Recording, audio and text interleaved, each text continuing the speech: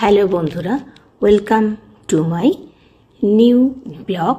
আমি এখন বড় ভিডিও না বানিয়ে ছোট ছোট তোমাদের সাথে শেয়ার করছি, যাতে তোমাদের দেখতে সুবিধা হয়।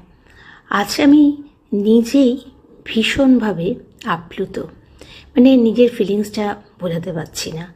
আজ আমি এসে পৌঁছেছি, দেখো, রয়্যাল ইন্ডিয়া ক্রিকেট ক্লাব। তো এখানে আমি প্রথম আজকে এলাম, আসার ভীষণই ইচ্ছা ছিল। ইন্ডিয়ান বহু ক্যাপ্টেন ক্রিকেট টিমের এখানে এসেছে, এখনও আসে। জীবনে প্রথম ব্রেকফাস্ট করছি আর নেট প্র্যাকটিস দেখছি। কী যে অনুভূতি বলে বোঝাতে পারবো না তোমাদেরকে। তার মধ্যে এখানে কোনো রকম রেস্ট্রিকশন নেই অন্যান্য ক্লাবের মতো, যে ছবি তোলা যাবে না, ভিডিও করা যাবে না। তো ভীষণই ভালো লাগলো, এত ভালো লাগলো। এখনও ক্রিসমাস ট্রিটা সাজানো রয়েছে লনে, তাই দৌড়ে গিয়ে ছবি তুললাম। যখন ইডেন গার্ডেনে আমাদের কলকাতাতে আমরা খেলা দেখতে যাই বা অন্যান্য জায়গায় তোমরা যাও, তখন জানো যে এই গ্রাউন্ডটা আমরা দূর থেকে দেখি, সে আমরা বক্সেই বসি বা কোথাও বসি, কিন্তু গ্রাউন্ডটায় নামার মতো আমাদের কোনো রকম মানে ভিআইপি পাস বা কিছু না থাকলে কোনো ক্ষমতা হয় না। তো ক্লাবটা ঘুরে তোমাদের দেখাচ্ছি।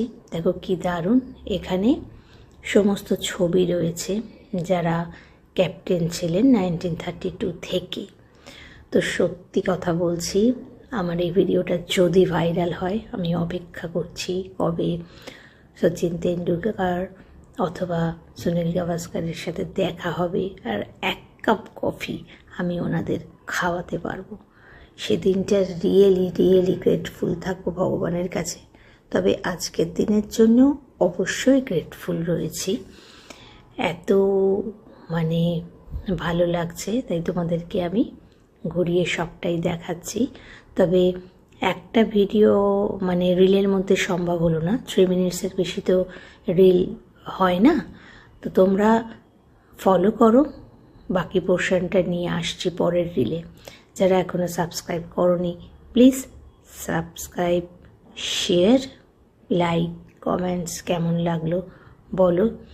যে জিনিসগুলো আমি এখন থেকে ঠিক করেছি, যেগুলো মানুষকে আনন্দ দেবে, যেগুলো মানুষ সহজে মানে দেখতে পায় না, সেই সব জিনিস চেষ্টা করব তোমাদের সাথে শেয়ার করার।